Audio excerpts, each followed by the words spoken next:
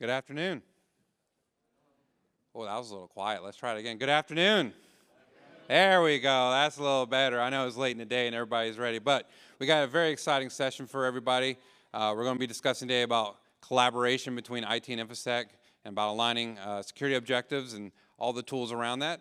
I am proud and honored to introduce Daniela Lisandrello, Client Platform Engineer, and we'll have some time after her session for some Q&A. After that, it's all yours.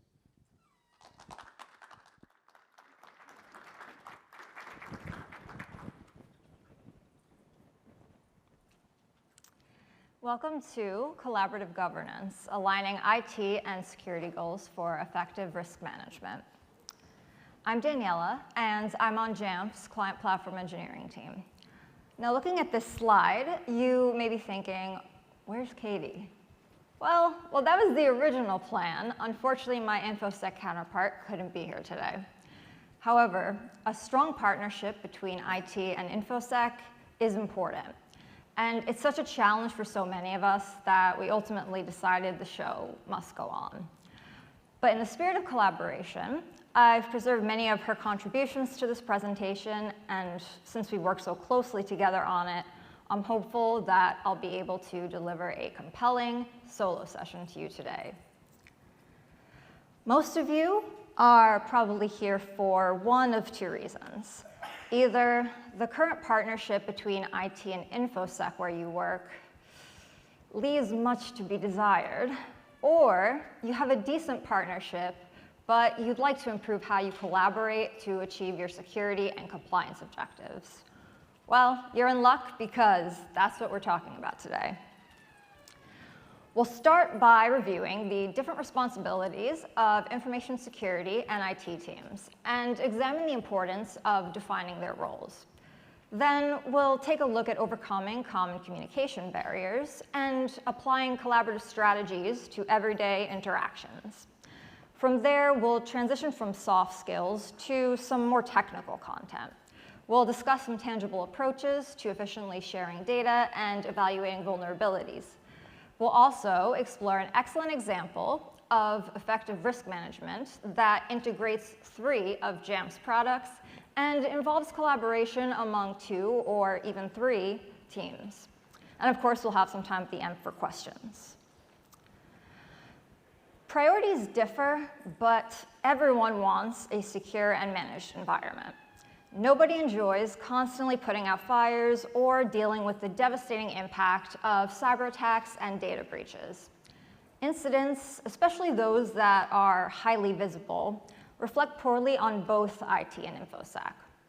Implementing advanced security workflows is obviously the biggest factor in incident prevention, but a functional partnership is also critical. And yet, it's often overlooked. But before IT and InfoSec can begin working together, their roles need to be defined. Working in Jamf's IT department, and especially in my role as a client platform engineer, my general responsibilities easily translate to risk management.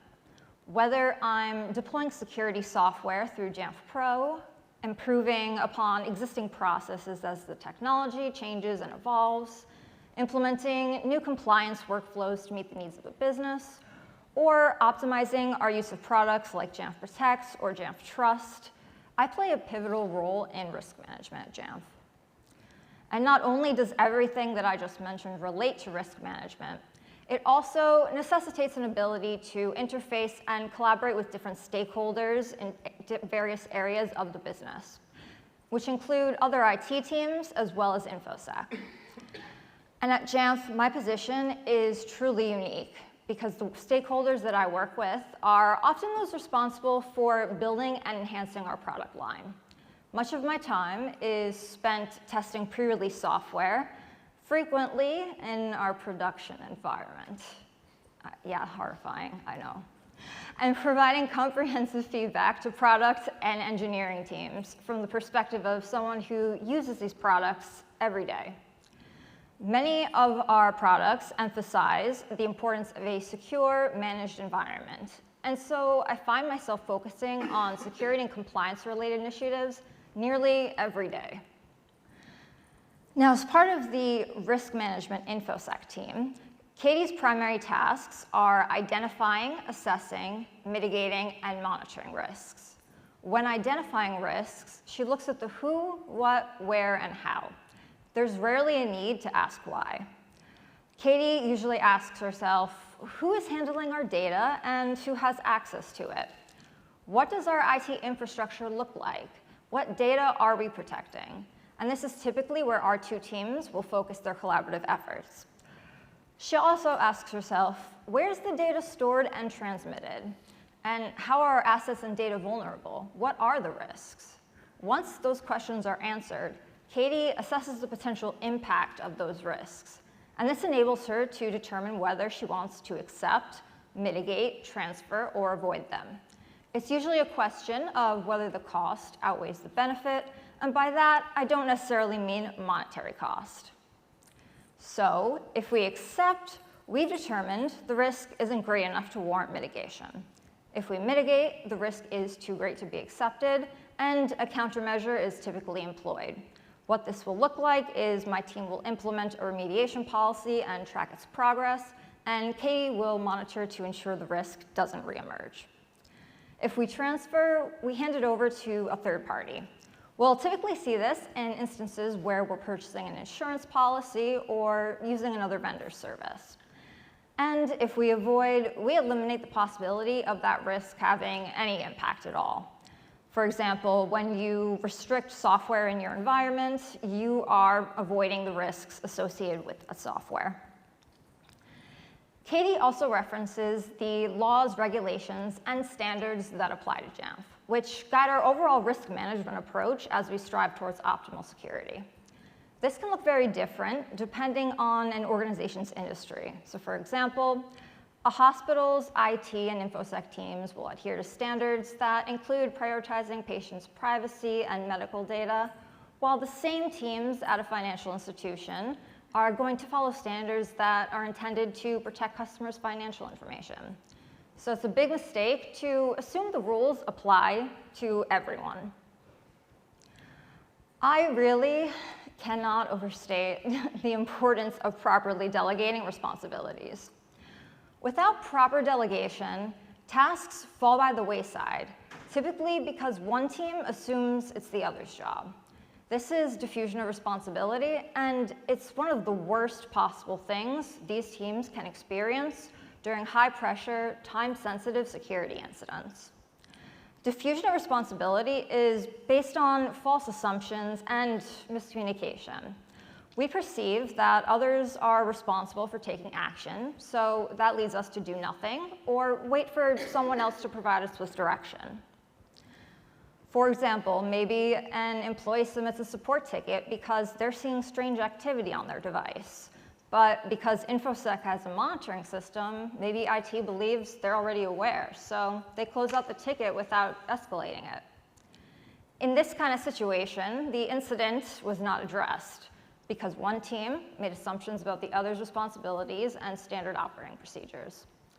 Diffusion of responsibility can have catastrophic effects, but it can be avoided, and in today's session, I'll show you how.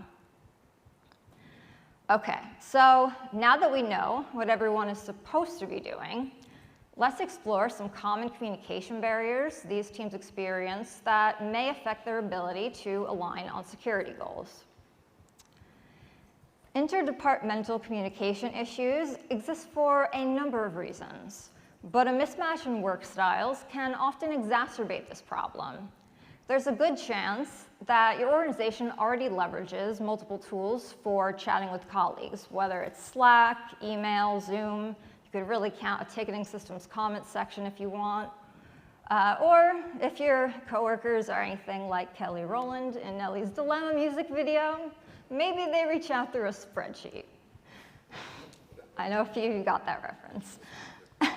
Anyway, with such an abundance of communication channels, information gets lost. DMs are forgotten as soon as our attention is pulled in another direction. Emails get buried in our inboxes, and days filled with back-to-back calls result in missed action items and talking points. In a remote workplace, communication arguably takes much more effort because coworker interactions aren't as organic. But much of this can be resolved by consolidating where information is discussed and tailoring the methods of communication to teams or individuals' preferred work styles. At Jamf, IT and Infosec leverage private Slack channels to communicate. We rarely rely on email unless we're working with external stakeholders on a project. This may not be the right approach for your team, though, but it doesn't hurt to ask. Talk to your coworkers and find out how they work best and try to be receptive to that. Because if you discover higher levels of engagement when your employees are working how they prefer to work and how they work best, you'll find the overall satisfaction levels will increase as well. Time limitations also act as communication barriers. It's difficult to block out your time for recurring meetings, and if you do, you end up with less time to actually accomplish the action items that were discussed. Keeping everyone up to date is an important part of collaboration, but there are more efficient ways to accomplish this without the Zoom fatigue. In the last slide, I mentioned a few alternatives for general communication, but now I want to talk about the time it takes to aggregate data, generate reports, and provide constant status updates. You can eliminate much of the back and forth between IT and InfoSec with transparent, real-time representations of your environment's vulnerabilities. Create a dashboard that populates inventory data from Jamf Pro so that whenever there's a new CVE, InfoSec can determine impact without having to wait for IT to provide manually generated reports. Jamf's IT and security teams use Splunk to gather and visualize this data, and it helps us improve our response times. Put a pin in that for now, though, because we'll get back to that in just a few minutes. Evaluating compliance baselines can also become an automated process with the right tools. Jamf Compliance Editor, for example, enables admins to quickly identify compliance gaps without needing to manually review every setting and determine if your organization is at risk or about to fail an audit. And finally, teams have competing priorities and objectives. It's expected, but not always accepted. With InfoSec and IT, it's often a battle between security and efficiency. While the two teams share a common objective, their approaches usually differ. This can either become a major point of contention or just a speed bump. The key is to first concentrate on where you both agree, then lay out strong areas of disagreement. Forget the petty, small things, at least until you've sorted out the main issues. After you know where everyone stands, you can then begin to address the areas where each team can afford a compromise. Each side has to be willing to give a little bit, but as long as you're able to align on the top priorities, everything else can usually be negotiated. Barriers don't solely exist in the workplace. In fact, some of the most valuable lessons and career strategies can be learned outside of the office. Katie's full-time role is a senior information security engineer at Jamf, but she also dedicates 1 weekend every month to serving as an officer in the Air National Guard. The security team and IT shop, pictured here, work together seamlessly. And although their teams have different objectives, they are constantly communicating and providing updates to one another. Katie and her airmen, as well as the rest of the military, use a communication strategy called BLUF, or bottom line up front. The concept is simple. Once you're speaking with someone, don't begin with the finer details or relay events chronologically like you're telling a story. Instead, provide a brief but clear overview of the main points, then elaborate on them. In the military, this strategy is often used to compose emails and memorandums because it promotes focused, efficient reporting. It allows others to capture the big picture and demonstrates a cognizance of time limitations, one of those barriers that I just mentioned. Not everyone has time to read a long report, So highlighting the key takeaways, the bottom line up front, means the important stuff is less likely to be missed. In college, I was an active member of a community service organization. In many ways, my participation in that group shaped me and solidified my core values. During that time, I was elected to a few different executive board positions, but the one that had the greatest impact on me was the semester that my friend and I served as educators for 60 incoming members. Our official job was to mentor these students about being a leader, a friend, and of service to their community, but they ended up teaching me as well. Our class was made up of people of all backgrounds, people whose experiences differed greatly from my own. There was no one-size-fits-all approach. They all had their own personalities, perspectives, and learning styles.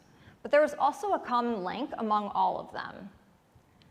They all responded to our leadership style, which was based on establishing a culture of kindness. Now, kindness isn't always saying yes or letting others push you around to avoid conflict. At one point, we actually had a student who lied about fulfilling a requirement. And our initial response, believe it or not, was kindness. We gave them an opportunity to admit wrongdoing and decided we would determine our next course of action based on theirs. We handled the situation with care and put fairness at the forefront of our decision-making. We held space for that student to be heard so that we could really find out what led them to make that choice in the first place. Kindness is a strength and a product of the way in which we choose to conduct small interactions in our lives. It can be subtle, like spending a few extra minutes explaining a concept to someone who genuinely does want to learn but might be struggling to understand. In the end, our class maintained some of the highest engagement levels in the organization even after my friend and I graduated. When we lead with kindness, more often than not, others will reciprocate. And that, in turn, creates a culture of kindness. All right, back to the workplace. I've already hinted at some of the ways these external communication examples can translate to building a strong collaborative foundation. But how do the bluff communication strategy and culture of kindness concept apply to aligning risk management goals? Well, as we learned while discussing diffusion of responsibility, effective communication is critical during security events. Every second counts, and IT and Infosec must diligently work together to investigate and remediate threats. Using bluff here is a great strategy. Say an end user triggers a bunch of alerts that point to suspicious behavior on a device. Infosec decides to Slack their friend in IT to temporarily isolate the user's device from the network. Put a pin in this too, by the way, because we'll talk about automating that whole process shortly. If they begin with small talk or explain all of the details first, they waste precious time. Instead, they could say something like, hey, this user's Mac is generating a bunch of alerts that are indicating suspicious activity. Please isolate it from the network. Here's the serial number and approval for that action, and I'll reach out to the user to investigate and follow up in about an hour. Thanks. All of the necessary information was provided up front. They briefly stated what happened and the exact actions that should be taken.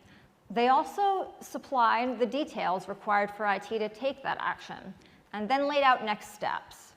Now, as for culture of kindness, yes, security incidents are serious, and sometimes you have to be a little assertive to get something done. But you can do that and communicate urgency and severity while also maintaining kindness as your default approach. Incidents can bring people together or tear them apart. And the way that coworkers treat one another is typically the deciding factor between those two. When employees feel confident, supported, and like they're truly part of a team, they want to work together and collaborate. They're motivated to do their best work, and they tend to recover from setbacks much quicker than they otherwise would. Here's an example of a small interaction that could end up having a pretty big impact. A junior IT employee messages someone in InfoSec. They're working with the user whose Mac is having strange performance issues, and they're concerned about potential malware. But InfoSec brushes them off. They didn't receive any alerts, and what does a junior employee know about malware anyway? Maybe that time it could have been a false alarm. But what about next time? That IT employee is much less likely to raise awareness if they know that they'll be met with dismissiveness. And that instance could be what leads to a major security incident. And this can all be avoided with a culture of kindness. Encourage others to approach you anytime they notice something out of the ordinary. If it turns out to be nothing of concern, that's great. It's what you want. Let them know, but always thank them for mentioning it. Anything that could be of interest to another team should always be seen as an opportunity and never an inconvenience. Most people aren't trying to annoy you. They want to help and they want to learn so that they can be better at their jobs. Okay, time for the more technical content. As I mentioned earlier, visibility is critical to a functional partnership between IT and security. But an important element of visibility is efficiency. Sure, IT can share regular status updates with InfoSec, detailing a lay of the land and highlighting any vulnerabilities. But are recurring meetings, emails, Slack DMs, or cornering someone in their cubicle the best way to inform stakeholders? Isn't there a more productive option? And yes, that's what AI gives me when you ask them for cornering you in your cubicle.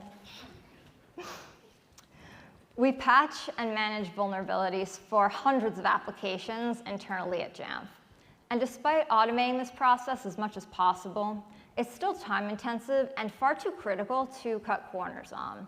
In fact, it's so important that we've even dedicated a member of our team to leading our patching efforts. She's right there. Her name is Cheyenne.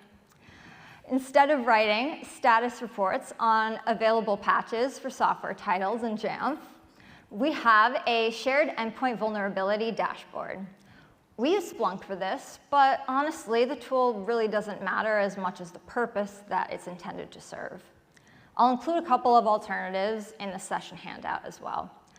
There is a ton of data on this dashboard, but the most informative parts include that first bar graph, top 20 apps by vulnerabilities, which brings attention to the most high-risk applications in our environment.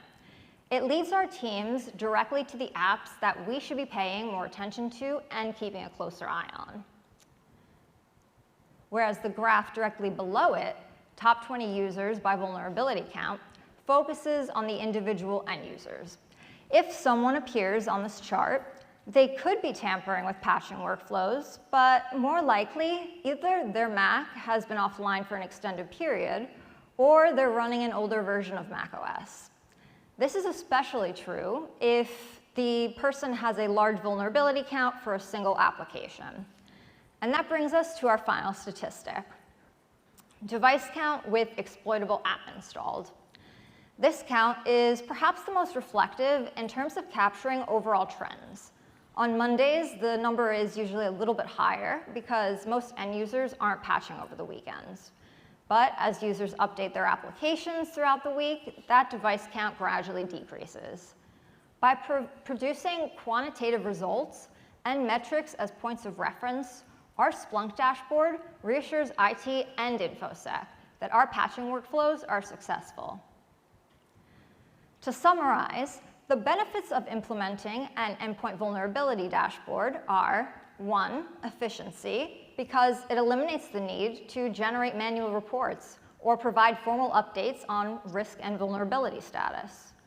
2, access control, because using a dashboard allows you to avoid the risks associated with granting someone access to Jamf Pro unless they actually need it. All the relevant info is right there. 3, a dashboard also encourages a proactive, collaborative approach to vulnerability management. Additionally, it fosters a clear separation of responsibilities. So InfoSec has real-time data on remediation progress and can focus on monitoring, while IT can easily identify and configure targeted remediation policies without having to constantly check for available patches. And 4, a dashboard provides valuable insight into observable long-term trends. Rather than relying on single application vulnerability tracking, IT and Infosec can evaluate the full scope of their environment, zeroing in on which applications historically have had the most vulnerabilities or how long remediation takes on average. So far, we've examined collaboration in a few different contexts. We've analyzed the IT and Infosec dynamic and assessed its potential for growth. We've discussed communication within the workplace as well as outside of the office. And we've demonstrated a shared data-driven approach to vulnerability reporting that emphasizes productivity and visibility. What are we missing? Well, we haven't actually demonstrated any technical workflows using Jamf products yet. Let's explore a workflow that integrates 3 Jamf products and, as a result, relies entirely on IT and Infosec working together. Depending on an organization's structure and division of responsibilities, this example could require assistance from a third team, Identity and Access Management. And thank you to Mitch, who's sitting right there, from Jamf's IAM team, who helped me with the Jamf Security Cloud portion of this demo. This will be a relatively high-level overview, and while I'll get into the various moving parts required to make this happen, the detailed configuration settings and granular steps are outside the scope of today's session, but I will provide a link to the documentation later on, and it'll also be in the session handout. Automated network isolation combines the functionality of Jamf Pro, Jamf Protect, and Jamf Security Cloud to detect, isolate, and remediate in response to end-user actions. The targeted actions are entirely up to your organization. You can use a single action or several, but the first step is to determine the kind of behavior that warrants restricting an employee's network access. A good strategy is to look through the analytics in your Jamf Protect tenant and identify any that could be considered an immediate time-sensitive threat. You want to focus on actions that could have a significant impact and the potential to do real damage to the business. For this demo, I selected the USB write analytic. Our goal here is DLP, or data loss prevention. Now, isolating an employee's computer from the network won't necessarily stop them from transferring sensitive company information to a USB, but if that is the immediate goal, then device controls may be a more appropriate solution. For those who are unfamiliar, Jamf Protect device controls enable admins to block removable storage devices based on different attributes. Devices can be limited to read-only, read and write, or blocked altogether. So why not just implement device controls then? Why bother with this additional workflow? For one, device controls only log mount attempts, whereas with an analytic, you can see exactly what was written to that USB. Device controls are also assigned at the plan level. Maybe USB usage should only be restricted to certain departments, and you don't want to have to maintain separate Jamf Protect plans just for that purpose. And perhaps the most compelling reason is that by using this collaborative workflow, you're ensuring that, first, if the end user is downloading those files from an internal online source, they'll be stopped in their tracks and prevented from accessing additional files on that device. Also, those files won't be transferable to the cloud, nor can they be uploaded as email attachments and forwarded outside of the organization. Now, if you know how Jamf Pro and Jamf Protect macOS remediation is configured, or you saw my session this morning on integrating Pro and Protect, this next part should come as no surprise. We take our Jamf Protect analytic identifier and associate its value with a Jamf Pro Smart Group. To create that group in Pro, we'll need to add the Jamf Protect Smart Groups extension attribute template. Next, in Jamf Security Cloud, we make a new group called something like Restricted Internet Access and associate it with a UEM Connect group mapping that matches the name of our smart group. We also generate a webhook token at this step. Back in Jamf Pro, we create a new webhook, insert the token value, and set the target, event, and smart group. We already have a DNS settings configuration profile scoped in our Jamf Pro instance, but if we didn't, we'd also need to grab that from Jamf Security Cloud as well. This next step is technically optional, but essential for good communication between you and your end users. We configured an end user notification policy in Jamf Pro. We're using Swift Dialog for this particular example, but Jamf Helper or any other end user messaging utility would work as well.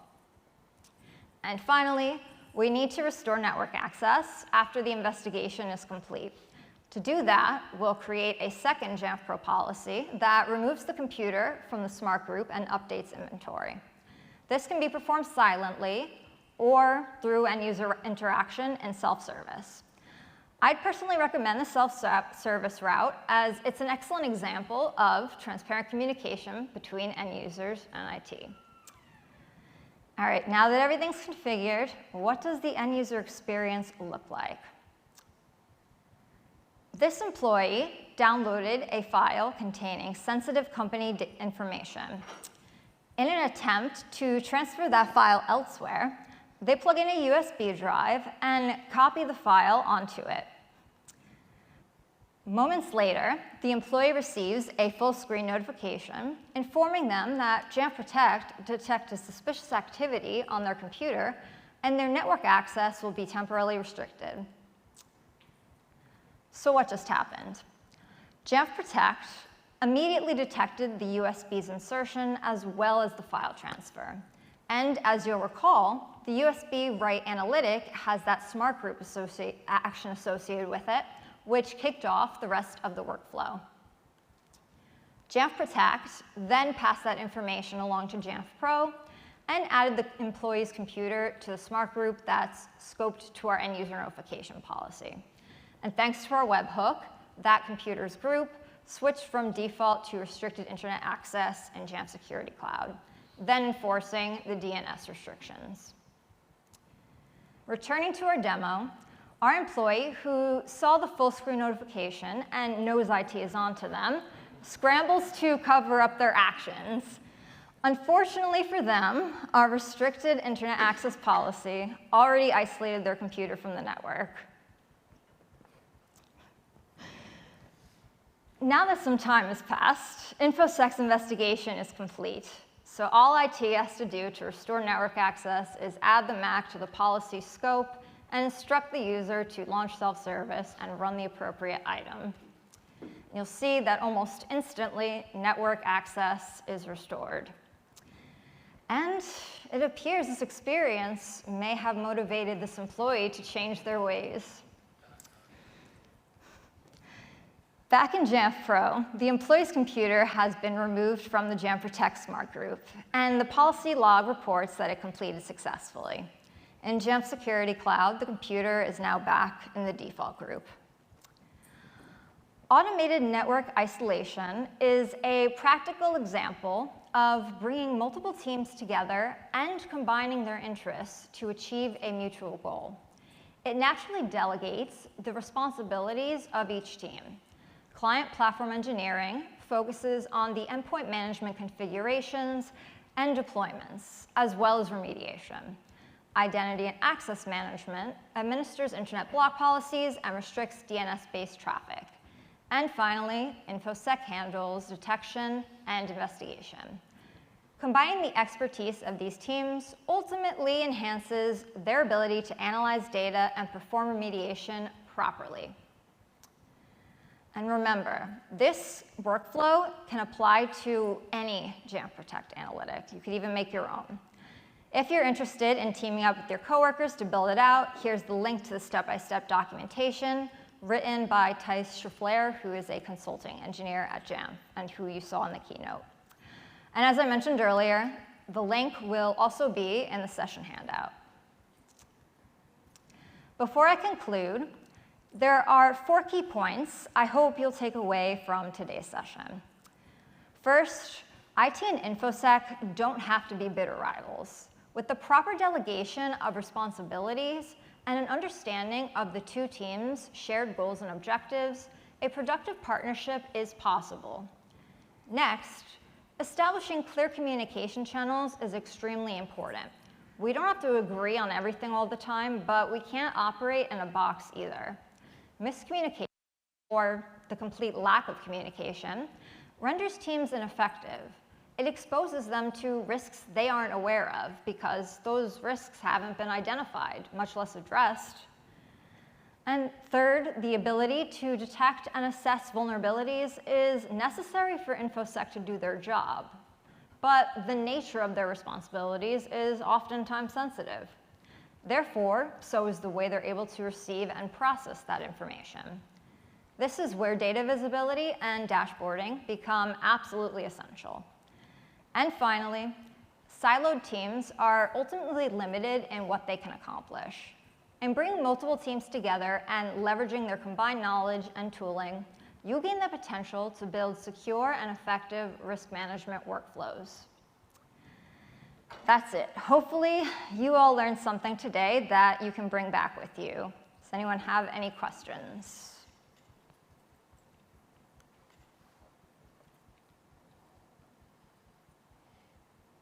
Nope? Okay. Maybe it's a good thing. Thank you all for coming.